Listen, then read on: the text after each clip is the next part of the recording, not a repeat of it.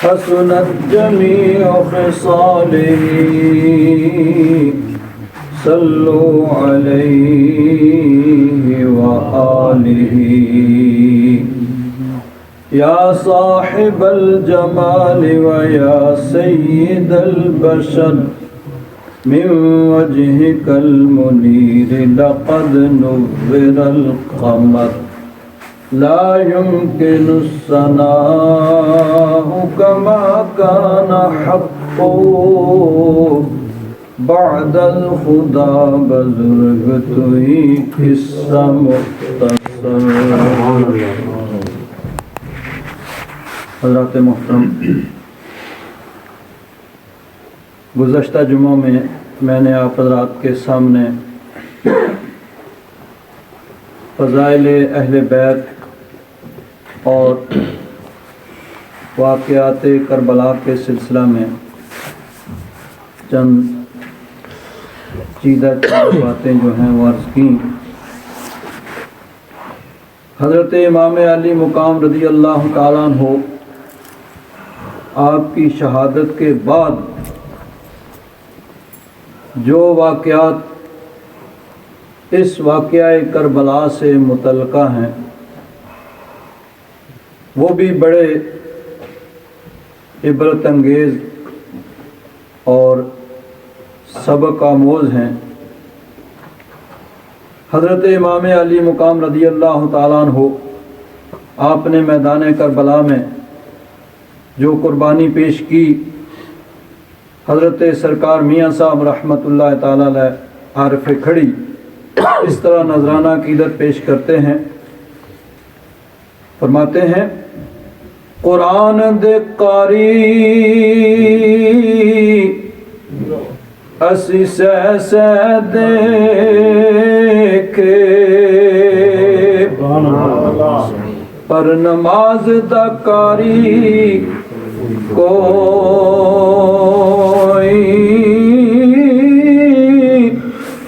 نماز دا قاری ایک ویر زینب دا جدی ہیٹ خنجر دے ہوئی۔ اصل نمازی وہ ہیں کہ خنجر لے کے شمر سر پہ کھڑا ہے اور سجدے میں پڑے ہوئے ہیں، اور سرکار میاں صاحب فرماتے ہیں ہر ہر پاسوں پور پوجو سا ادا تیرا نالے پرویا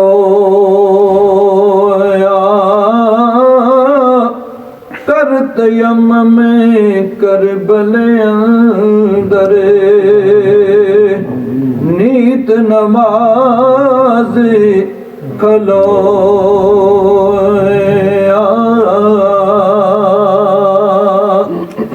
کہ آپ کا سارا جسم زخموں سے چور ہے، اسی حالت میں میدان کربلا کے اندر تیمم کر کے اللہ کی بارگاہ میں حضرت امام علی مقام نے فرمایا کہ آج کون سا دن ہے؟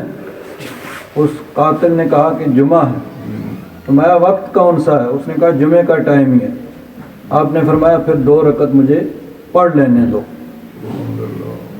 تو اسی حالت میں تیمم کر کے آپ نماز شروع کرتے ہیں، جب آخری سجدے میں پہنچتے ہیں تو اس ظالم نے آپ کا سر تن سے جدا کر دیا۔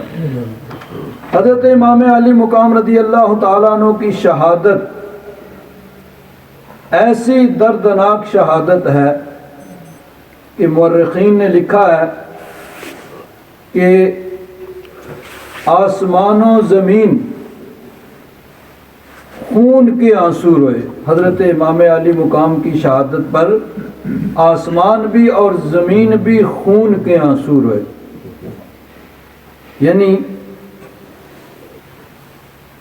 آسمان سے جو اوس رات کو برستی ہے، علماء نے لکھا ہے کہ یہ خون کی شکل میں ہوتی تھی، اور زمین سے جو بھی پتھر اٹھایا جاتا بیت المقدس میں، حضرت امام زہری فرماتے ہیں کہ جو بھی پتھر اٹھایا جاتا اس کے نیچے سے تازہ خون نکلتا. اور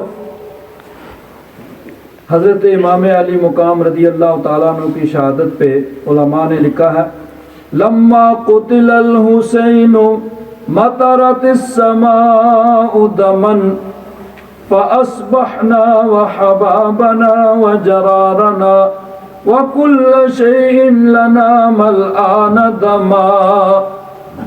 آسمان سے بھی خون برسا، زمین سے بھی خون نکلا.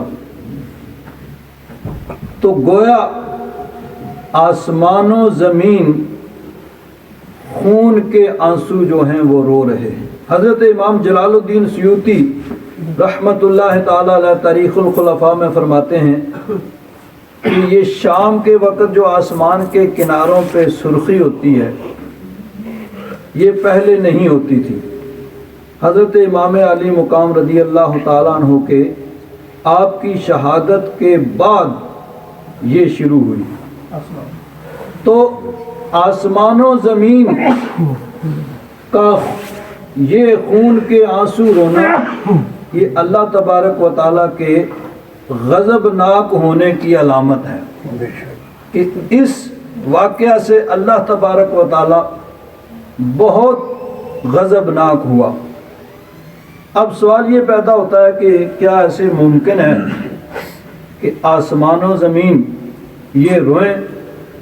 تو ہاں، قرآن و حدیث اس بات پہ گواہ ہیں. دیکھیے قرآن پاک میں جہاں فرعون کا واقعہ اللہ تبارک و تعالیٰ نے مختلف مقامات پہ بیان فرمایا، 25واں سپارہ سورہ الدخان، اس میں اللہ تبارک و تعالیٰ نے جب فرعون کا واقعہ بیان فرمایا کہ فرعون اپنے لشکروں سمیت سمندر میں غرق ہو گیا. حضرت موسیٰ علیہ السلام اور آپ کی قوم بنی اسرائیل کو اللہ تبارک و تعالیٰ نے نجات دی. فرعون غرق ہو گیا تو اس کے غرق ہونے کے واقعہ کو بیان فرما کے اللہ تعالیٰ نے ارشاد فرمایا فَمَا بَكَتْ عَلَيْهِمُ السَّمَاءُ وَالْأَرْضِ. فرعون کے غرق ہونے پر نہ آسمان رویا نہ زمین روئی. صحابہ کرام نے عرض کیا یا رسول اللہ، کیا کسی کے اس دنیا سے جانے پر آسمان و زمین بھی روتے ہیں؟ فرمایا ہاں، جب اللہ کا کوئی بندہ اس دنیا سے جاتا ہے تو آسمان بھی روتا ہے اور زمین بھی روتی ہے. زمین اس لیے روتی ہے کہ وہ اس زمین پہ اللہ کا ذکر کیا کرتا تھا، عبادت کیا کرتا تھا، اب وہ سلسلہ رک گیا. اور آسمان اس لیے روتا ہے کہ آسمانوں کے رستے اس کے نیک اعمال اللہ تبارک و تعالیٰ کی بارگاہ میں پیش کیے جاتے تھے، اب وہ سلسلہ بھی رک گیا. تو آسمان و زمین اگر ایک عام انسان کی موت پہ روتے ہیں تو پھر حضرت امام علی مقام رضی اللہ تعالیٰ عنہ کی اس مظلومانہ شہادت، اس پہ اگر خون کے آنسو روئیں تو اس میں کیا، یعنی یہ کیسے ناممکن ہے. اور دیکھیے حضرت سعد بن معاذ رضی اللہ تعالیٰ عنہ صحابی رسول ہیں، قبیلہ اوس کے، وہ قبیلہ اوس کے سردار تھے. غزوہ خندق میں انہیں ایک تیر لگا، اس کی وجہ سے وہ یعنی زخمی ہوئے. کچھ عرصہ کے بعد وہ زخم ٹھیک ہوا لیکن پھر دوبارہ پھر لوٹ آیا، پھر وہ زخم ہرا ہو گیا، یعنی اوپر سے ٹھیک ہوا اندر سے نہیں ٹھیک ہوا تھا، دوبارہ پھر وہ زخم کھل گیا اور اس کی وجہ سے ان کی موت جو ہے وہ واقعہ ہو گئی. یعنی شہادت ان کو ملی، شہادت کا درجہ اور مرتبہ اور ثواب تو ان کے لیے ہے، لیکن جس کو شہادت حکمی کہا جاتا ہے، شہید کے احکام جس پہ لاگو ہوتے ہیں، وہی ہوتا ہے جو میدان جنگ میں ہی فوت ہو جائے، وہیں پہ شہادت حاصل کر لے. تو اب حضرت سعد بن معاذ اپنے گھر کے اندر ان کا انتقال ہوتا ہے، تو نبی کریم صلی اللہ علیہ وسلم نے ارشاد فرمایا اہتز عرش السماء اہتز عرش الرحمن بموت سعد، سعد کی موت پر رب کا عرش ہل گیا۔ تو اگر حضرت سعد بن معاذ کی موت پہ عرش ہل سکتا ہے تو حضرت امام علی مقام رضی اللہ تعالیٰ عنہ اور آپ کے رفقاء کی اس مظلومانہ شہادت پہ آسمان و زمین خون کے آنسو بھی رو سکتے ہیں۔ اور نبی کریم صلی اللہ علیہ وسلم کو اس واقعہ سے شدید صدمہ پہنچا۔ اب کوئی کہہ سکتا ہے کہ نبی کریم صلی اللہ علیہ وسلم کا تو اس واقعہ سے 50 برس پہلے وصال ہو چکا تھا، حضور کا وصال ہو چکا تھا، لیکن نبی کریم صلی اللہ علیہ وسلم کو اللہ تبارک و تعالیٰ نے وہ حیات عطا فرمائی ہے جو پہلے سے بھی بہتر اور اعلیٰ ہے، کیونکہ اللہ تبارک و تعالیٰ کا وعدہ ہے وَلَلْآخِرَةُ خَيْرٌ لَكَ مِنَ الْأُولَى، محبوب آپ کے لیے ہر بعد میں آنے والی گھڑی پہلے سے بہتر ہے۔ تو حضور کو اللہ تبارک و تعالیٰ نے پہلے سے بھی اعلیٰ حیات اور زندگی عطا فرمائی ہے، اور حضور اس کو مشاہدہ فرما رہے تھے۔ چنانچہ اسی دن جس دن یہ واقعہ کربلا ہوتا ہے، جمعہ کی نماز کے بعد مکہ مکرمہ میں حضرت عبداللہ بن عباس خواب دیکھتے ہیں، اور مدینہ منورہ میں ام المومنین حضرت ام سلمہ رضی اللہ تعالیٰ عنہ انہوں نے خواب دیکھا۔ دونوں نے خواب کے اندر نبی کریم صلی اللہ علیہ وسلم کی زیارت کی، حضور نبی کریم صلی اللہ علیہ وسلم کا دیدار ہوا تو دیکھا حضور نبی کریم صلی اللہ علیہ وسلم کی پگڑی کے پیچ ڈھیلے ہیں، جس طرح کوئی آدمی دور سے سفر کر کے آتا ہے۔ تو عرض کیا حضور کہاں سے تشریف لا رہے ہیں؟ نبی کریم صلی اللہ علیہ وسلم نے ارشاد فرمایا شہدت قتل الحسین آنفا، ابھی ابھی میں حسین کی شہادت گاہ سے آ رہا ہوں۔ حضرت عبداللہ بن عباس فرماتے ہیں کہ حضور کے ہاتھ میں ایک شیشی ہے جس کے اندر خون ہے، تو حضور نے فرمایا ھذا دم الحسین و اصحابہ وَلَمْ أَزَلْ أَلْتَقِطُهُ مُنذَ الْيَوْمِ، آج سارا دن اس خون کو میں اکٹھا کرتا رہا ہوں، یہ حسین اور ان کے ساتھیوں کا خون ہے۔ تو نبی کریم صلی اللہ علیہ وسلم میدان کربلا کے اندر اپنے نواسے کے امتحان کو دیکھ رہے تھے کہ میرا یہ نواسا امتحان کے اندر کس طرح کامیابی جو ہے وہ حاصل کرتا ہے اور بلند درجہ اور مرتبہ حاصل کرتا ہے۔ حضرت امام علی مقام رضی اللہ تعالیٰ عنہ کی شہادت کے بعد دوسرے دن ان یزیدیوں نے شہداء کے سروں کو نیزوں پہ چڑھا لیا، ان کے یعنی باقی جسموں کو وہیں پہ پڑے رہنا دیا، اپنے جو ان کے قتل ہوئے تھے ان کو تو انہوں نے دفنا دیا، اہل بیت اطہار اور ان کے اعوان و انصار جو تھے ان کے جسموں کو انہوں نے اسی طرح وہیں پہ پڑے رہنے دیا۔ بعد میں قریب کے لوگ آئے اور انہوں نے ان کو دفن کیا، وہاں پہ ان کی قبریں بنائیں۔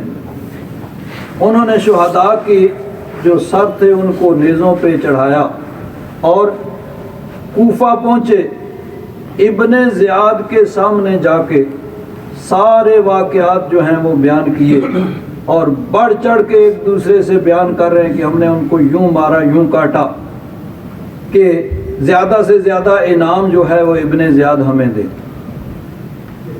عبید اللہ ابن زیاد سب کچھ سن کر خوش ہو رہا ہے، اہل بیت اطہار کے جو افراد سب کو قیدی بنا کے ابن زیاد کی دربار میں پیش کیا گیا۔ جب وہ پیش کیے گئے تو ابن زیاد وہ بدبخت کہتا ہے الحمدللہ الذی خذلکم وقتلکم،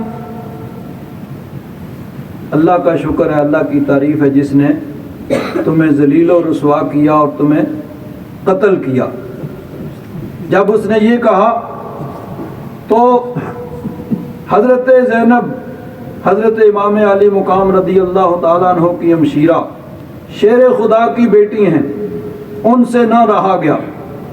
انہوں نے ارشاد فرمایا کہ ابن زیاد، جہاں تک اہل بیت اطہار کی شہادت کا تعلق ہے ان کی شہادت ہو چکی۔ انہوں نے اللہ کی راہ میں اپنی جانوں کے نذرانے پیش کر دیے اور اللہ تبارک و تعالیٰ کی بارگاہ میں انہوں نے بلند مرتبے حاصل کر لیے۔ اور جہاں تک تیری اس بات کا تعلق ہے کہ ہمیں اللہ تبارک و تعالیٰ نے ذلیل و رسوا کیا ہے، سن، الحمدللہ الذی کرمنا بمحمد وطہرنا تطہیرا۔ اللہ تبارک و تعالیٰ نے ہمیں ذلیل و رسوا نہیں کیا ہے، بلکہ اپنے دین کی خاطر اہل بیت اطہار کو اپنی جانوں کے نذرانے پیش کرنے کی سعادت بخشی ہے۔ اللہ تبارک و تعالیٰ نے اپنے محبوب کا خاندان ہونے کی وجہ سے ہمیں عزت و احترام عطا فرمایا ہے۔ کرمنا بمحمد، اپنے محبوب کے اہل بیت ہونے کے ذریعے اس نے ہمیں عزت و تکریم عطا فرمائی ہے۔ وطہرنا تطہیرا، اور اس نے ہمیں ایسے پاک کیا ہے جیسا کہ پاک کرنے کا حق ہے، کہ اللہ تبارک و تعالیٰ نے قرآن پاک میں اپنے محبوب کے اہل بیت اطہار کی طہارت کو بیان کیا ہے۔ قرآن پاک کی اس آیت کی طرف اشارہ ہے کہ انما یرید اللہ لیذہب عنکم الرجس اہل البیت ویطہرکم تطہیرا۔ تو آپ نے فرمایا کہ اللہ تبارک و تعالیٰ نے ہماری طہارت اور پاکیزگی اور عزت اور مرتبے کو قرآن پاک کے اندر بیان فرمایا ہے۔ اور یاد رکھ، کل بروز قیامت اللہ تبارک و تعالیٰ کی بارگاہ میں جب ہمارا مقدمہ پیش ہوگا، ایک طرف یزید ہوگا، تو ہوگا اور تیرے یہ ساتھی ہوں گے، ایک طرف حضرت امام علی مقام رضی اللہ تعالیٰ عنہ ہوں گے، آپ کے ساتھی ہوں گے جن کو میدان کربلا میں شہید کیا گیا اور جن کو قیدی بنایا گیا۔ اس وقت ظاہر ہوگا کہ کون کامیاب ہوا ہے اور کون ناکام ہوا ہے۔ عبید اللہ ابن زیاد نے آپ کے سامنے، یعنی ایک حضرت امام علی مقام رضی اللہ تعالیٰ عنہ کا سر انور ایک تشت کے اندر، ایک تھال کے اندر رکھ کر اس ابن زیاد کے سامنے پیش کیا گیا، تو اس نے اس کے ہاتھ میں ایک چھڑی سی اس کے ساتھ یوں گھمانے لگا۔ جب چہرہ انور سامنے آیا تو کہنے لگا کہ میں سنا کرتا تھا کہ حسین جو ہے بڑا حسین و جمیل ہے، واقعی اس کے حسن و جمال کے میں قصے سنا کرتا تھا۔ مورخین نے لکھا ہے کہ اس نے وہ چھڑی حضرت امام علی مقام رضی اللہ تعالیٰ عنہ کے ہونٹوں پہ یوں ماری۔ اس وقت نبی کریم صلی اللہ علیہ وسلم کے بوڑھے صحابی حضرت زید بن ارقم رضی اللہ تعالیٰ عنہ، وہ بھی یہ واقعات سن کے وہاں کوفے پہنچ چکے تھے، وہاں دربار کے اندر موجود تھے۔ جب انہوں نے دیکھا تو ان سے نہ رہا گیا، انہوں نے پکار کے اس کو کہا، او ظالم، جن ہونٹوں پہ تو یہ چھڑی مار رہا ہے میں نے اپنی آنکھوں سے دیکھا ہے کہ نبی کریم صلی اللہ علیہ وسلم ان ہونٹوں کو چوما کرتے تھے۔ سبحان اللہ۔ یہ حضرت امام علی مقام رضی اللہ تعالیٰ عنہ حضور ان کے رخساروں کو بھی چومتے تھے اور ان کے ہونٹوں کو بھی چوما کرتے تھے، تو یہ بے ادبی کر رہا ہے۔ اس نے کہا کہ اگر تو بوڑھا نہ ہوتا تو میں تجھے قتل کروا دیتا۔ حضرت زید بن ارقم نے کہا کہ میرے بڑھاپے پہ تو تجھے ترس آ رہا ہے، لیکن نواسہ رسول پہ تجھے ترس نہیں آیا، تو نے ان کو اس طرح شہید کروا دیا۔ اب ابن زیاد نے لوگوں کو کہا کہ سب لوگ جمع ہو جائیں کوفہ کی جامع مسجد میں۔ سب لوگوں کو جمع کر کے اس نے لوگوں کو ڈرایا دھمکایا کہ دیکھو جو بھی یزید کے خلاف اٹھے گا اس کے ساتھ اسی طرح سلوک کیا جائے گا۔ جب ہم نے نواسہ رسول کو معاف نہیں کیا، ان کو نہیں چھوڑا، وہ یزید کے خلاف اٹھے تو ان کو قتل کر دیا گیا۔ اور کوئی اگر جو بھی اٹھے گا اس کے ساتھ یہی سلوک کیا جائے گا۔ اور تقریر کرتے ہوئے اس نے معاذ اللہ کہا کہ اللہ تبارک و تعالیٰ نے کذاب ابن کذاب کو قتل کیا۔ حضرت علی رضی اللہ تعالیٰ عنہ کے بوڑھے ایک ساتھی تھے، حضرت عبداللہ بن عفیف، بہت بوڑھے تھے، نابینا ہو چکے تھے، مسجد میں ہی رہتے تھے، وہ وہاں موجود تھے۔ جب انہوں نے سنا کہ حضرت امام علی مقام رضی اللہ تعالیٰ عنہ کو بھی جھوٹا کہہ رہا ہے اور حضرت علی کو بھی جھوٹا کہہ رہا ہے، وہ اٹھ کے کھڑے ہو گئے اور انہوں نے کہا اے ابن زیاد تو بھی جھوٹا ہے، تو بھی کذاب ہے، تیرا باپ بھی کذاب ہے، حسین بھی سچے تھے اور ان کے باپ حضرت علی بھی سچے تھے۔ ابن زیاد نے اشارہ کیا تو ان کو جا کے شہید کر دیا گیا۔ حضرت عبداللہ بن عفیف ان کی خواہش تھی شہادت کی، لیکن سمجھتے تھے کہ میں بوڑھا ہو گیا ہوں، نابینا ہو گیا ہوں، اب میں جنگ میں جا نہیں سکتا، کیسے شہادت حاصل کروں گا۔ اللہ تبارک و تعالیٰ نے ان کی مراد کو پورا کیا تو اہل بیت اطہار کی عظمت کی خاطر ان کو جام شہادت جو ہے وہ نوش کرنا نصیب ہوا۔ اب عبید اللہ ابن زیاد نے کہا کہ اسی طرح ان سروں کو نیزوں پہ چڑھا لو اور رستے میں جو بھی دمشق چلے جاؤ اور جا کے یزید کو یہ سارے واقعات بیان کرو، اور رستے میں جو بھی آبادی آئے، جو بھی شہر آئے، خوب تشہیر کی جائے کہ سب لوگ ڈر جائیں، کوئی بھی یزید کے خلاف اٹھنے کی جرت نہ کر سکے۔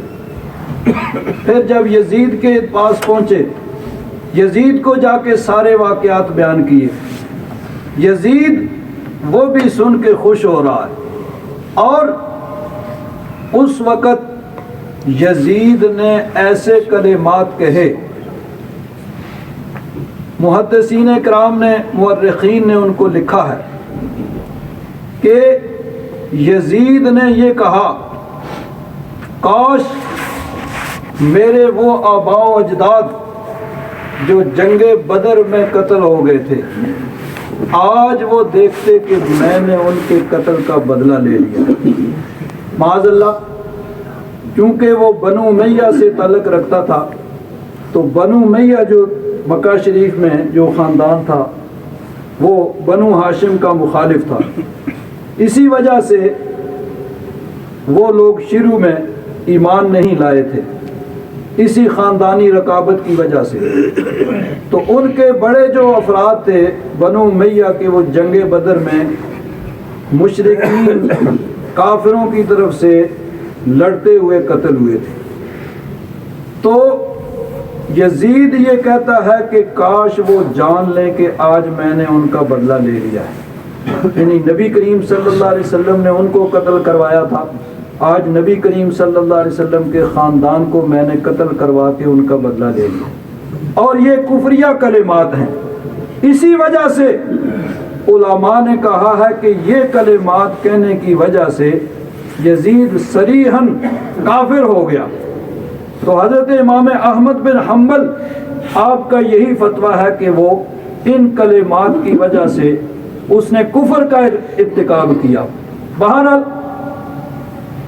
پہلے تو وہ بہت خوش ہوا، بعد میں جب اس نے سوچا کہ لوگ میرے خلاف ہو جائیں گے، پھر اس نے بعض ایسی باتیں کہیں جن کی وجہ سے کچھ لوگ اس کو رعایت دینے کی کوشش کرتے ہیں۔ اس نے کہا میں نہیں چاہتا تھا کہ ان کو قتل کیا جائے، میں چاہتا تھا کہ کوئی بات چیت کی جائے، یہ ابن زیاد نے قتل کیا، یعنی اس طرح کے سیاسی کلمات جو اس نے کہے، ان کی وجہ سے وہ بچ نہیں سکتا۔ اس کی حکومت کے اندر اس کے حکم سے اہل بیت اطہار کو اس طرح ان کا قتل عام ہوا، ان کا شہید کیا گیا۔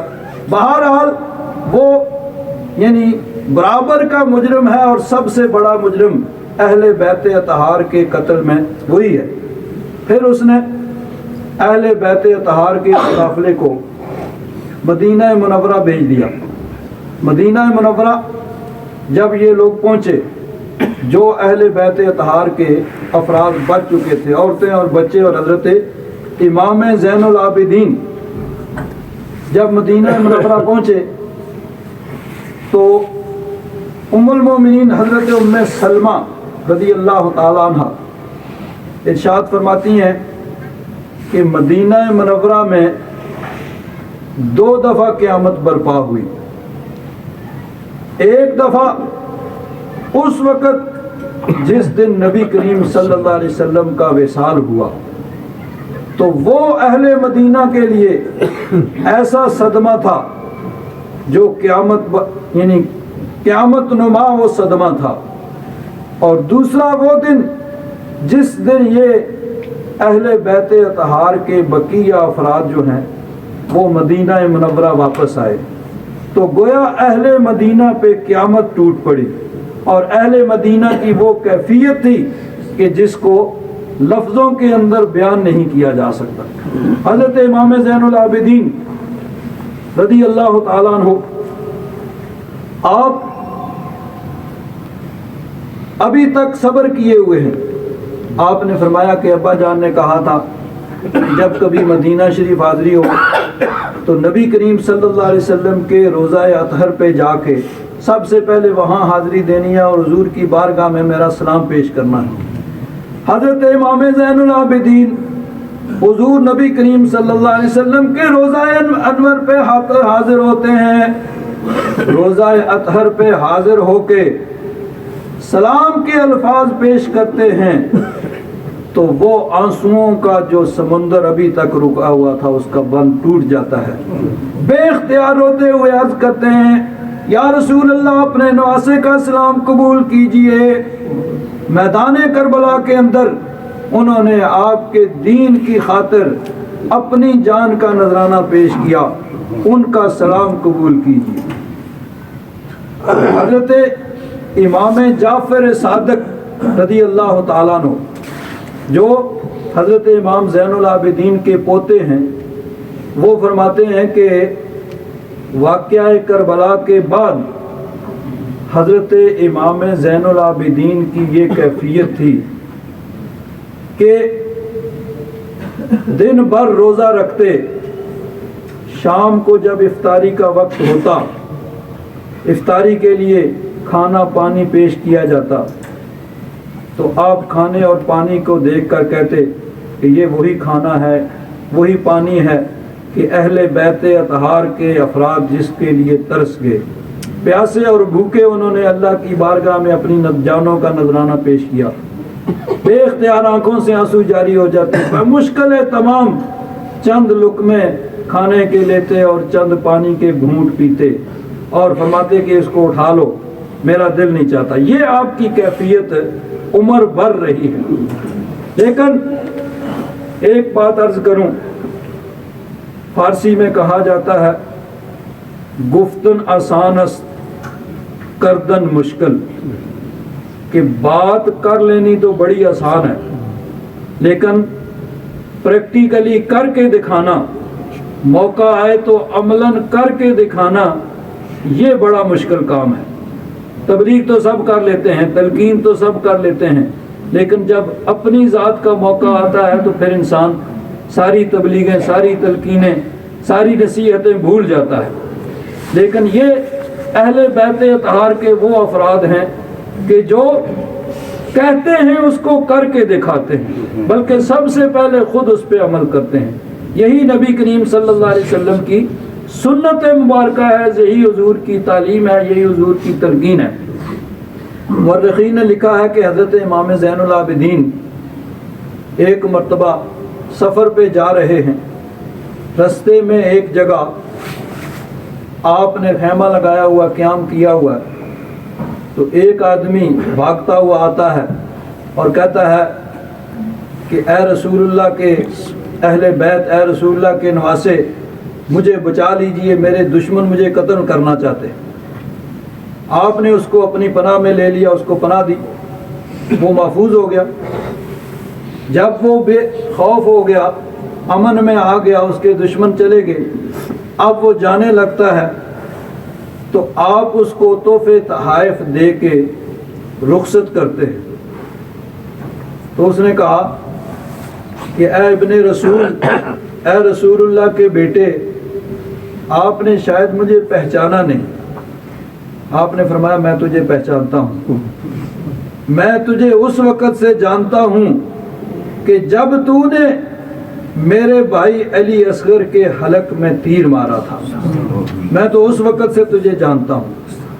اس نے کہا اگر جانتے ہیں کہ میں وہی ہوں تو پھر میرے ساتھ یہ حسن سلوک یہ کیوں کر رہے ہیں؟ حضرت امام زین العابدین نے فرمایا جو کچھ تو نے کیا تھا وہ تیری فطرت تھی، اور جو کچھ میں کر رہا ہوں یہ میری فطرت ہے۔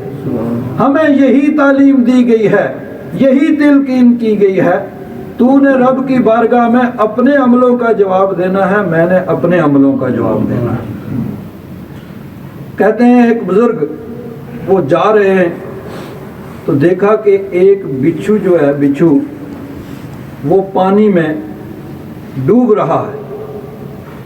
انہوں نے ہاتھ ڈال کے اس بچھو کو جو اٹھایا تو اس نے ڈنگ مارا، ان کا ہاتھ کانپ گیا، پھر وہ پانی میں گر گیا۔ اب پھر وہ ڈوبنے لگا، انہوں نے پھر اس کو نکالنے کی کوشش کی، پھر اس نے ڈنگ مارا، بار بار وہ اس کو بچانے کی کوشش کر رہے ہیں، وہ ڈنگ مار رہا ہے۔ ان کے مریدین دیکھ رہے ہیں کہ کیا تماشا ہو رہا ہے۔ انہوں نے کہا حضور یہ تو بار بار ڈنگ مار رہا ہے اور آپ اس کو بچانے کی کوشش کر رہے ہیں۔ انہوں نے فرمایا کہ یہ اس کی فطرت ہے، جو بھی چیز اس کے قریب آتی ہے اس کو ڈنگ مارتا ہے۔ تو جب یہ اپنی فطرت سے باز نہیں آ رہا تو میں اپنی فطرت سے کیوں باز آؤں؟ اس کا جو کام ہے یہ کر رہا ہے، اور جو میرا کام ہے وہ میں کر رہا ہوں۔ لیکن میں نے پہلے کہا کہ گفتن آسان است کردن مشکل، بات کرنی آسان ہے لیکن جب موقع آئے تو کر کے دکھانا پھر بڑا مشکل ہوتا ہے۔ یہ وہ حضرات ہیں کہ جو کہتے ہیں وہ کر کے دکھاتے ہیں۔ نصیحتیں تو ہم بھی بڑی کرتے ہیں، تبلیغیں تو ہم بھی بڑی کرتے ہیں، لیکن جب کبھی موقع آتا ہے تو پھر بھول جاتے ہیں کہ دوسروں کو ہم نے کیا نصیحت کی ہے۔ ہم میں سے ہر کوئی دوسروں کا گلہ کرتا ہے، اپنوں کا بھی غیروں کا بھی، کہ ہمارے اپنوں نے یہ کیا، غیروں نے یہ کیا، ہمارے ساتھ یہ سلوک کیا، ہمارے ساتھ ایسے کیا۔ ہر کوئی ہم میں سے دوسروں کا گلہ تو ضرور کرتا ہے، لیکن کوئی اپنے آپ کی طرف نہیں دیکھتا کہ ہماری طرف سے بھی کوئی غلطی ہو سکتی ہے یا قصور ہو سکتا ہے، یا کم از کم یہ کہ دوسروں نے رب کی بارگاہ میں اپنی جواب دہی کرنی ہے، انہوں نے اپنی قبر میں جانا ہے، ہم نے اپنا جواب دینا ہے۔ ہمیں وہ کرنا چاہیے جو ہماری قبر کو روشن کرے۔ کل میدان قیامت میں اللہ تبارک و تعالیٰ کی بارگاہ میں جو ہمیں سرخرو کرے ہمیں وہ کرنا چاہیے۔ دوسرے جو کچھ کر رہے ہیں انہوں نے رب کی بارگاہ میں خود جواب دینا ہے، ان کے پاس کوئی جواب ہوگا جو وہ دیں گے، ہم نے اپنا سوچنا ہے۔ حضرت شیخ سعدی رحمۃ اللہ تعالیٰ علیہ فرماتے ہیں بدی را بدی سہل باشد جزا، اگر مردی احسن الی من اسا۔ فرماتے ہیں کہ بدی کے ساتھ برائی کا برائی کے ساتھ بدلہ دینا تو بڑا آسان کام ہے، یہ تو سب کر سکتے ہیں۔ اگر مردی احسن الی من اسا، اگر تو مرد ہے، اللہ والا ہے، رب کا پیارا بننا چاہتا ہے تو پھر جو برائی کرے، جو زیادتی کرے اس کے ساتھ نیکی اور بھلائی کر۔ یہ ہے اللہ والوں کی یعنی تعریف، اور اللہ والے ایسے کرتے ہیں۔ اللہ تبارک و تعالیٰ نے بھی ارشاد فرمایا وَلَا تَسْتَوِي الْحَسَنَةُ وَلَا السَّيِّئَةُ، نیکی اور بدی جو ہے وہ برابر نہیں ہو سکتے۔ ادفع باللتی ہی احسن، تو اچھے طریقے سے بدلہ دے۔ فَإِذَا الَّذِي بَيْنَكَ وَبَيْنَهُ عَدَاوَةٌ كَأَنَّهُ وَلِيٌّ حَمِيمٌ، یہ پھر کیا ہوگا کہ وہ جس کے اور تیرے درمیان دشمنی ہے وہ ایسے ہو جائے گا جیسے گہرا دوست ہے۔ تو اہل بیت اطہار، ان کی زندگی اور ان کی تعلیمات یہ ہیں کہ انہوں نے ان کے ساتھ بھی بھلائی کی ہے، جنہوں نے ظلم و زیادتی کی انتہا کر دی تھی، ان کے ساتھ بھی انہوں نے نیکی اور بھلائی کی انتہا کر دی۔ اللہ تبارک و تعالیٰ کی بارگاہ میں دعا ہے، اللہ تبارک و تعالیٰ ان کے درجات کو بلند فرمائے، اور اللہ تبارک و تعالیٰ ان کے فیوز و برکات سے ہم سب کو مالا مال فرمائے۔ آخر دعوانا الحمدللہ۔